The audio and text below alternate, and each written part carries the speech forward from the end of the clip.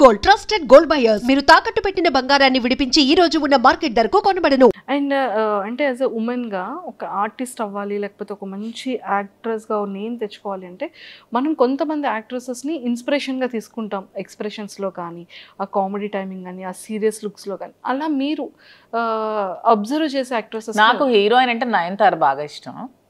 తన క్యారెక్టర్స్ కానీ తన యాక్టింగ్ కానీ చాలా ఇష్టం. నాకు నయనతారని చూస్తే ఒక ప్రతి హీరోయిన్ కూడా ఇలా ఉండాలని అనిపిస్తుంది. నయనతార గారు సూపర్. అండ్ సారీస్కి వచ్చేసేటప్పటికి మళ్ళీ ఏ కైండ్ ఆఫ్ సారీస్ని మీరు ఎక్కువగా పిక్ చేసుకుంటారు?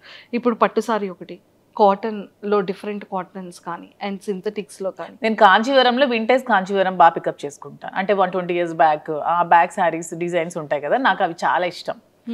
చిన్న బార్డర్స్తో పట్టు వింటేజ్ కలెక్షన్స్ చాలా ఇష్టం. కాటన్స్ బాగా ఇష్టం. నాకు శారీ ఏదైనా ఇష్టమే, క్లాత్ బాగుండాలి, కంఫర్ట్గా ఉండాలి, క్వాలిటీగా ఉండాలి, శారీస్ ఏదైనా ఇష్టం. అంతే. స్టోర్కి వచ్చేటప్పుడు చాలా మంది ఆర్టిస్ట్ని మీరు ఇన్వైట్ చేశారు అండ్ వాళ్ళు ఏ కైండ్ ఆఫ్ సారీస్ని ఎక్కువగా పిక్ చేసుకుంటూ ఉంటారు? నేను ఎవరిని ఇన్వైట్ చేయలేదు ఇంతవరకు. వాళ్ళంతా మమ్మల్ని మెచ్చి మా అభిమానులుగా వచ్చారు ప్రతి ఒక్కరు. మేమైతే ఒక నిధి అగర్వాల్ని ఓపెనింగ్ పిలిచాం. ఆ ఓపెనింగ్ కూడా పిలిస్తే మేము ఓపెనింగ్కి వెళ్ళామని చాలా మంది అనుకున్నారంట, శ్రీనివాస్ గారు నేను. సో మేమే ఓపెనింగ్ చేస్తే బాగుండేదని అనుకున్నాం తర్వాత. సో మేము ఎవరిని కూడా పిలవలేదు. ప్రతి ఒక్కరు కూడా వాళ్ళ ఓన్ ఇంట్రెస్ట్తోనే మా దగ్గరికి వచ్చారు, మమ్మల్ని అభిమానిస్తూనే వచ్చారు. వాళ్ళు కూడా నా దగ్గర మ్యాక్సిమం వింటేజ్ కాంజీవరం శారీస్ ఎక్కువగా పిక్ చేస్తున్నారు ప్రతి ఒక్కరు కూడా. వింటేజ్ అంటే వింటేజ్ లుక్ ఎందుకు అంత ఎక్కువ లైక్ చేస్తారంటే? ఓల్డ్ ఈజ్ గోల్డ్ కదా ఎప్పుడైనా సరే.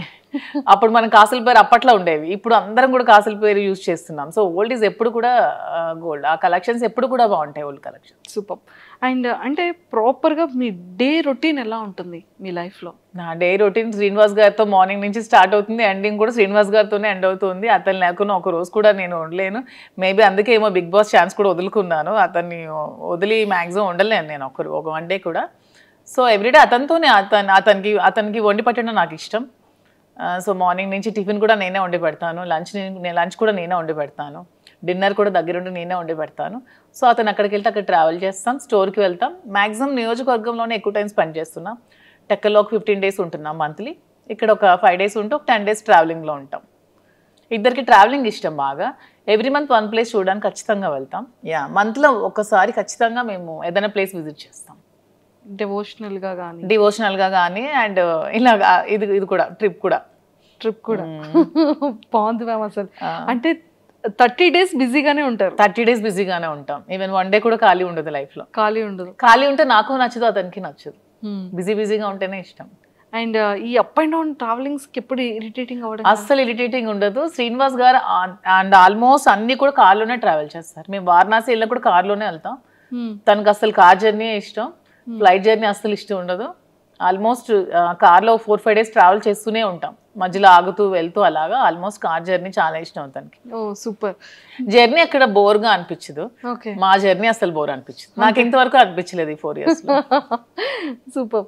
అండ్ మ్యామ్ అంటే వెళ్తారు, వర్క్ చేస్తారు, స్టోర్కి వెళ్తారు, వస్తారు, అంటే ఎక్కడ అలసట అనిపించదు?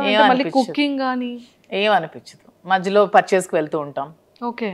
వీవర్స్ దగ్గరికి వెళ్తాం, శారీస్ వీవింగ్ చేయించుకుంటాం, కలర్ కాంబినేషన్స్ అవన్నీ. శ్రీనివాస్ గారు నేను వీవర్స్ దగ్గరికి వెళ్ళినప్పుడు కూడా నాతో వస్తారు.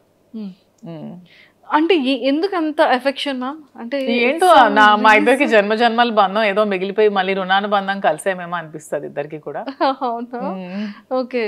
సో అంటే లైక్ సార్ ఎలా రియాక్ట్, అంటే సార్ లవ్ ఎఫెక్షన్ ఎలా చూపిస్తారు, అంటే మీది ఎలా ఉంటుంది? సార్ లవ్ ఎఫెక్షన్ చూపించడం రాదు. తనకి మనసులో చాలా ప్రేమ ఉన్నా సరే బయటకు అసలు చూపించలేరు. నేను బాగా ఎక్స్ప్రెసివ్, ఎక్కువ ప్రేమ చూపిస్తాను. తనకి లోపల చాలా ప్రేమ ఉంటుంది కానీ చూపించడం అస్సలు రాదు. ఓకే.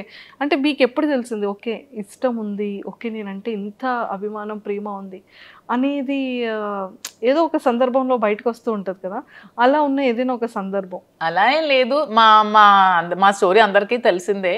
పరిస్థితుల ప్రభావం నుంచి మా ఇద్దరం కలిసి ఉండాల్సి వచ్చింది. కలిసి ఉండిన తర్వాత ఒకరి మీద ఒకరికి ప్రేమ పుట్టి అలా ట్రావెల్ చేస్తూ వచ్చాం.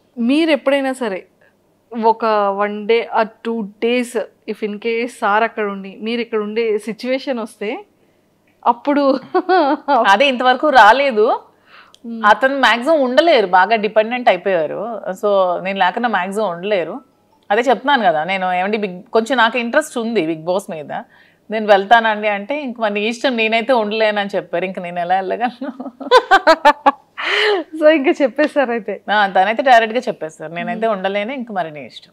బయట సోషల్ మీడియాలో చాలా స్ట్రాంగ్ గా వినపడుతుంది బిగ్ బాస్ కి వెళ్తున్నాను అని. బట్ తను అన్ని డేస్ ఉండలేరు, మాక్సిమం వన్ డే కూడా ఉండలేరు. ఒకవేళ బిగ్ బాస్ కి ఇన్ కేస్ అంటే వెళ్తారో వెళ్ళారో సెకండరీ, వెళ్తే కనుక మీ గేమ్ ఎలా ఉంటుంది మ్యామ్? ఇక్కడ ఇప్పుడు రియల్ లైఫ్ లో ఎలా ఉందో గేమ్ అక్కడ కూడా అలాగే ఉంటుంది.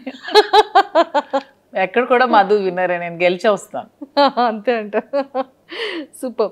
అండ్ మీరు ప్రీవియస్ షోస్ చూసారా బిగ్ బాస్ని? లేదు, ఎప్పుడో జూనియర్ ఎన్టీఆర్ అప్పుడు ఒక షో చూసాను. తర్వాత అంత టైం పాలిటిక్స్ లో ఉండడం వల్ల అంత టైం దొరకలేదు. మేము పాలిటిక్స్ లైఫ్ ఎలా ఉంది? నాకు పొలిటికల్ లైఫ్ చాలా ఇష్టం. ఓకే. ఎందుకంటే శ్రీనివాస్ గారు ఎప్పుడు కూడా నిరంతరం తను ఎక్కువ ప్రజలతో ఉండడం బాగా ఇష్టపడతారు. Morning day routine start day నుంచి ఎండ్ వరకు ఎవ్రీ టైం తను ప్రజలతో ఉండడానికి ఇష్టపడతారు. వాళ్ళతోనే ట్రావెల్ చేస్తారు. ఎవరికైనా కష్టం ఉందంటే అక్కడికి వెళ్ళి హెల్ప్ చేస్తారు. సో అతనితో ఆ లైఫ్ని నాకు చాలా ఇష్టం అనమాట. నాకు కూడా ఇష్టమైన లైఫ్ కాబట్టి అతనితో పాటు ట్రావెల్ చేస్తూ ఉంటాను. అతను చేసిన సేవలన్నీ చూస్తూ ఉంటాను కాబట్టి అతనితో ట్రావెల్ చేయడం నాకు పొలిటికల్గా చాలా ఇష్టం. ఓకే.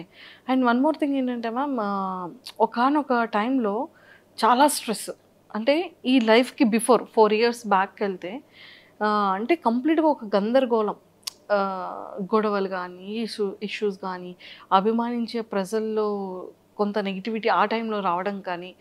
కొంత కాదు, చాలా నెగిటివిటీ వచ్చింది. చాలా మంది కొంతమంది అర్థం చేసుకోలేకపోయారు, చాలా నెగిటివ్గా అనుకున్నారు మా ఇద్దరి మీద. తర్వాత అర్థం చేసుకున్నారు. చాలా స్ట్రగుల్స్ ఫేస్ చేసాం ఇద్దరం కూడా. ఎన్నో నిద్రలేని రాత్రులు గడిపాం, చాలా ఏడ్చుకున్నాం, బాధపడ్డాం.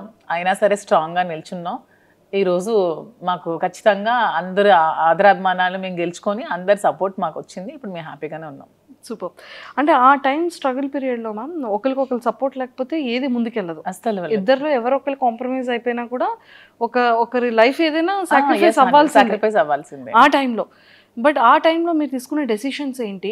ఆ టైంలో మీరు చాలా స్ట్రాంగ్గా హట్టింగ్ అనిపించిన సిచ్యువేషన్స్ ఏంటి? స్ట్రాంగ్ హార్ట్ ఇదే. సోషల్ మీడియాలో చాలా అవమానాలు ఎదుర్కొన్నాను నేను, చాలా కామెంట్స్, అసలు ఎన్ని మాటలు ఒక్కొక్కరు. అసలు వాళ్ళకి ఏం తెలుసు మా ఇద్దరు లైఫ్ కోసం? అసలు వాళ్ళు మాతో ట్రావెల్ చేస్తారా, మా దగ్గర ఉన్నారా, ఏమి తెలియకున్నా ఏమి చూడకున్నా చాలా కామెంట్స్ చేస్తూ, చాలా మెసేజెస్ ఇన్స్టాగ్రామ్లో, సోషల్ మీడియాలో, యూట్యూబ్లో పెడుతూ చాలా ఇదిగా చేశారు. చాలా బాధ అనిపించేది, మానసికంగా చాలా ఒత్తిడి గురయ్యేదాన్ని నేను.